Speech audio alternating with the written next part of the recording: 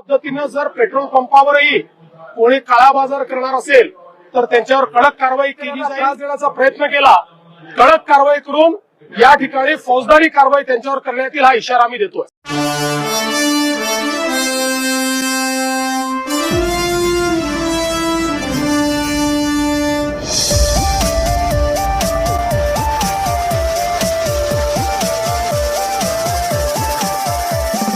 मी महाराष्ट्रातल्या तमाम जनतेला ही विनंती करतो, केंद्र सरकारने वारंवार आपल्याकडे पुरेसं पेट्रोल डिझेल आहे हे सांगितलेलं असतानाही अनेक शहरामध्ये विनाकारण लोक रांगा लावून अधिकचं पेट्रोल भरून घेत आहेत।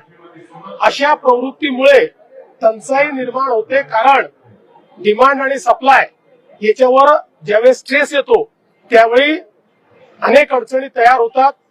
आपल्याला जेवढा दर महिन्याला पेट्रोल डिझेलचा स्टॉक लागतो तो देशाकडे आहे, त्यामुळे कोणीही रांगा लावू नये आणि अशा पद्धतीने जर पेट्रोल पंपावरही कोणी काळा बाजार करणार असेल तर त्यांच्यावर कडक कारवाई केली जाईल। यासोबत काल एक अजून गोष्ट केंद्र सरकारने सांगितलेली आहे की आपल्याकडे खताचा भरपूर साठा आहे, काही लोक त्याचीही काळाबाजारी करण्याचा प्रयत्न करतायत। आम्ही आढावा घेतला असता गेल्या 3 दिवसांमध्ये डीएपीची खपत 70% वाढलेली आहे।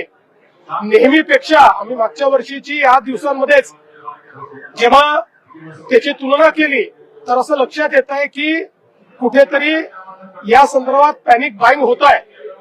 त्यामुळे तोही साठा दरवर्षी आपल्याला लागतो तेवढा आपल्याकडे मिळणार आहे, कोणी पॅनिक बाईंग करू नये। आणि जे पुरवठादार आहेत त्यांनी देखील जर या ठिकाणी त्याचं होर्डिंग करून आणि शेतकऱ्यांना त्रास देण्याचा प्रयत्न केला, कडक कारवाई करून या ठिकाणी फौजदारी कारवाई त्यांच्यावर करण्यात येईल, हा इशारा आम्ही देतोय।